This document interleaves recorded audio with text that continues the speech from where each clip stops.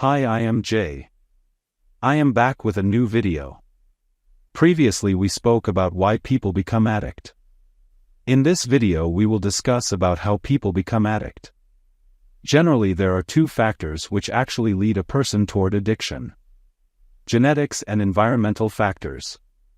My friend D will help you to understand how this genetic factor works. Thank you, Jay. Hi, I am D. I will explain you how genetic factors lead a person to become an addict. There are mainly 4 key points, which I will discuss with you. Number 1. Inherited vulnerability. Genetic factors contribute to the heritability of addiction. This means that addiction can run in families because certain genes related to the brain's reward system and neurotransmitter function can be passed from one generation to the next. These genes can affect an individual's susceptibility to addictive behaviors. Number 2. Variability in genes. It's important to note that while genetics can increase vulnerability, they don't guarantee addiction. Genetic factors can make some people more susceptible to addiction, but they interact with environmental factors as well. Not everyone with a family history of addiction will become addicted, and not everyone without a family history will avoid addiction. Number 3. Complex genetic interplay. The genetics of addiction are complex. Multiple genes are involved, and it's not just a single addiction gene. These genes can influence various aspects of addiction, such as an individual's response to a substance,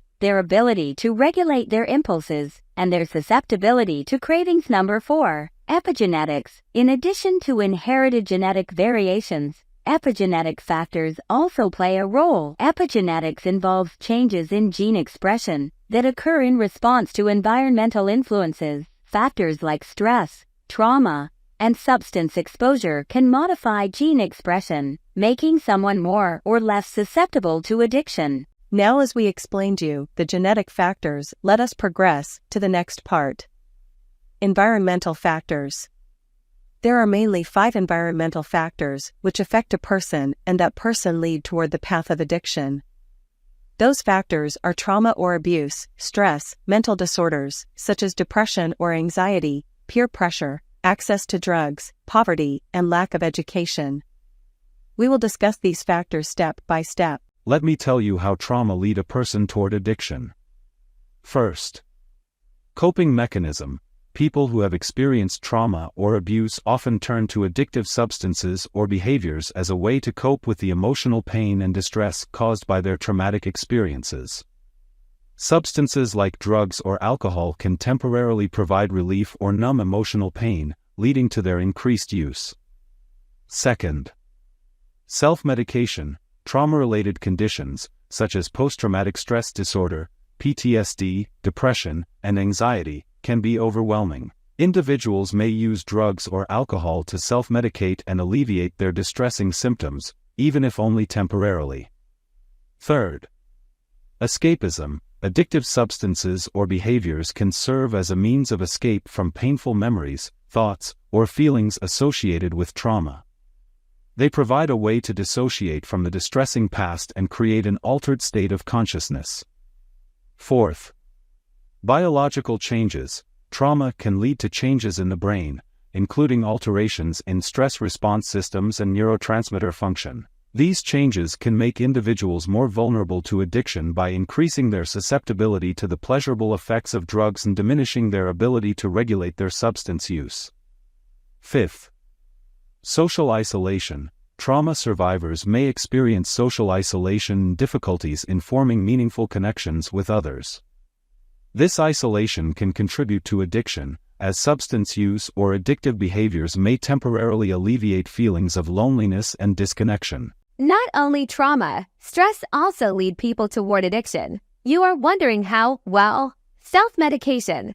Stress often triggers symptoms of anxiety, depression, and other emotional distress. In an attempt to alleviate these symptoms, individuals may self-medicate with addictive substances. These substances can provide immediate relief and may seem like a quick fix for emotional discomfort. Biological changes. Chronic stress can affect the brain and its reward system, leading to alterations in neurotransmitter activity. This can create a heightened susceptibility to the pleasurable effects of addictive substances. making it easier for individuals to become addicted.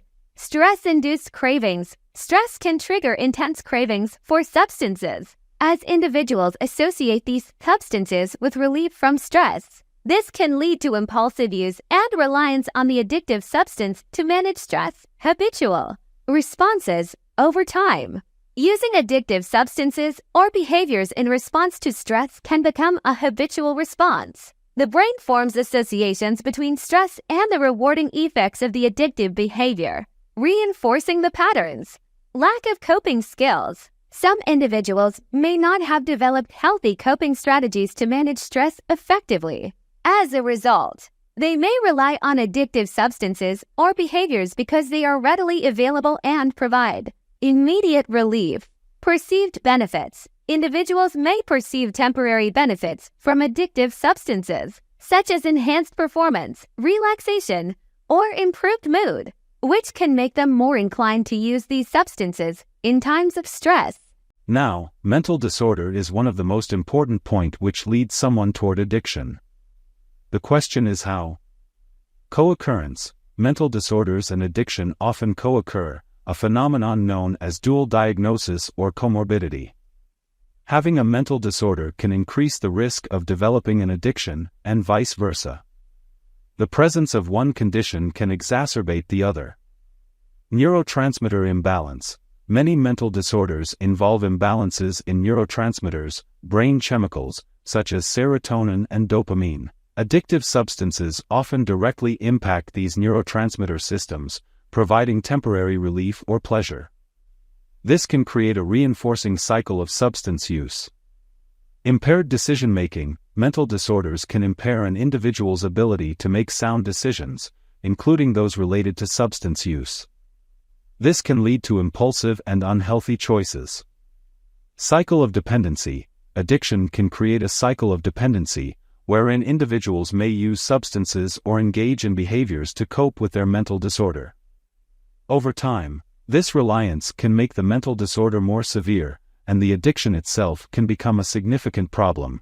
Peer pressure also plays an important role to influence someone to become an addict. Let me guide you how it works. Social acceptance. Many individuals, especially during adolescence and young adulthood, are highly influenced by their peer group's behaviors and attitudes. The desire to fit in and gain social acceptance can lead individuals to engage in addictive behaviors that their peers are involved in. Norms and expectations. Peer groups often establish norms and expectations regarding substance use or certain addictive behaviors. Conforming to these norms can make an individual feel like they belong and are part of the group, even if it involves engaging in risky or harmful behaviors. Experimental use. Peer pressure can encourage individuals to experiment with addictive substances, such as alcohol, tobacco, or drugs, even if they had no prior interest in them. This initial experimentation can be a gateway to addiction, as it exposes individuals to the effects and potential rewards of these substances. Direct encouragement. Peers may directly encourage or pressure individuals to use substances or engage in addictive behaviors. This pressure can be subtle or overt, but it often involves persuasion or coercion. Reduced inhibition. The presence of peers can reduce an individual's inhibitions and decision-making abilities, making them more likely to take risks and engage in substance use. This is especially true in social settings where substances are readily available. It doesn't end here, there are other key points even. Positive associations. People often associate addictive behaviors with positive experiences, such as enhanced social interaction, relaxation, or enjoyment. When peers engage in these behaviors, individuals may be more inclined to join in to experience these perceived benefits.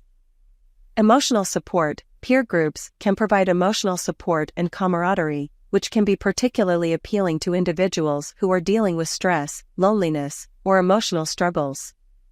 In such cases, addictive behaviors may serve as a bonding mechanism within the group. Fear of rejection or exclusion from the peer group can be a powerful motivator.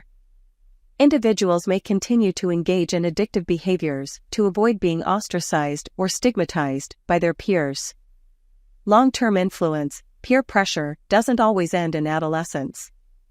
Adults can also be influenced by the behaviors and attitudes of their social circles, including colleagues and friends, which can contribute to addiction or substance misuse. Vulnerability. Some individuals may be more vulnerable to peer pressure due to their personality traits, lack of assertiveness, or desire for social approval. These vulnerabilities can make it easier for them to succumb to peer pressure and develop addictive behaviors. What happens when an individual get access to drugs?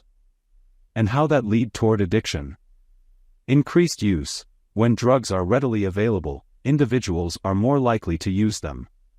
Frequent use can lead to increased exposure, which in turn increases the risk of addiction. Curiosity. Easy access may pique an individual's curiosity, leading them to experiment with drugs. This initial experimentation can serve as a gateway to regular use and, eventually, addiction. Normalization. In environments where drug use is prevalent or normalized, individuals may be more inclined to try drugs as a way of fitting in or conforming to social expectations.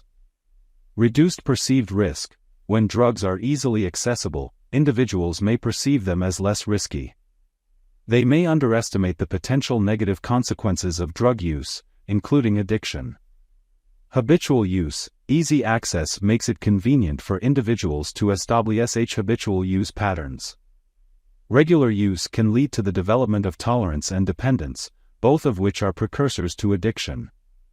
Escalation. Easy access to drugs can lead to an escalation of use, where individuals may start with one type of drug and progress to more potent or dangerous substances. This escalation can heighten the risk of addiction. Environmental cues. Access to drugs often comes with environmental cues that trigger cravings, such as drug paraphernalia or the presence of others using drugs. These cues can reinforce the addiction cycle. Poverty is another key point which forces a person to become addict. The concern is how. Lack of opportunities. People in poverty may have limited access to education, job opportunities, and social support networks. This lack of opportunities can lead to a sense of hopelessness and frustration, making addiction seem like a way to temporarily escape their realities. Inadequate healthcare.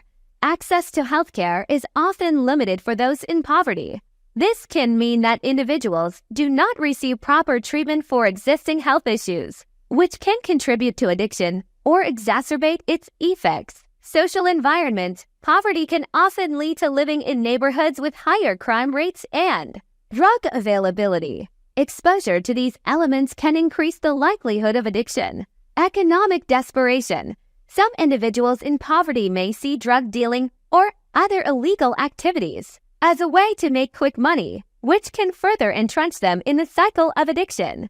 Generational patterns. In some cases, addiction can be a generational issue in impoverished families, where parents who struggled with addiction pass it down to their children. The last, but not the least. Lack of education plays a major role. There are several factors involved. Limited awareness and knowledge. Education equips individuals with information about the risks and consequences of addiction. Without adequate education, individuals may be less aware of the dangers associated with substance abuse and may underestimate the potential harm it can cause. Poor decision-making. Education provides critical cognitive and problem-solving skills that are essential for making informed decisions. People with lower levels of education may struggle with decision-making, making them more susceptible to peer pressure and impulsive choices, including experimenting with drugs or alcohol. Low self-esteem. Education can contribute to the development of self-esteem and self-confidence. Without a quality education, individuals may suffer from low self-esteem, which can make them more vulnerable to addiction as they may use substances to boost their self-worth temporarily. Lack of goals and aspirations. Education often encourages individuals to set and pursue goals, which can provide a sense of purpose. Without these goals, individuals may feel directionless and turn to substances as a way to fill the void or seek pleasure. Limited access to resources. Education typically opens doors to resources, including counseling and support networks that can help individuals cope with life's challenges in healthier ways. Without access to these resources, people may turn to addictive substances as a coping mechanism. Cultural and environmental factors. In some cases, communities with lower educational attainment may also have a higher prevalence of drug availability and addiction. The environment and culture of these communities can encourage or normalize substance abuse. Hey, I think we missed one point.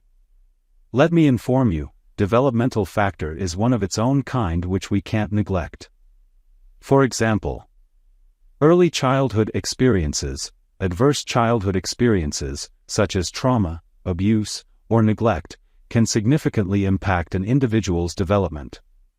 These traumatic experiences may lead to emotional and psychological issues, which can increase the risk of addiction as individuals may turn to substances as a coping mechanism. Transitions and life changes. Major life transitions, such as moving away from home for college, starting a new job, or experiencing relationship changes, can be stressful and challenging. These transitions may lead individuals to turn to substances as a way to cope with the associated stress and uncertainty, potentially leading to addiction. Emotional regulation. Developmental factors influence an individual's ability to manage emotions. Those who have not learned healthy coping mechanisms may turn to substances as a way to self-medicate or numb their emotional pain, increasing the risk of addiction. I hope you liked this video. We will discuss about more topics in our upcoming videos. Don't forget to subscribe our channel, hit the like button and the bell icon for all our notifications. Bye for now. Thank you.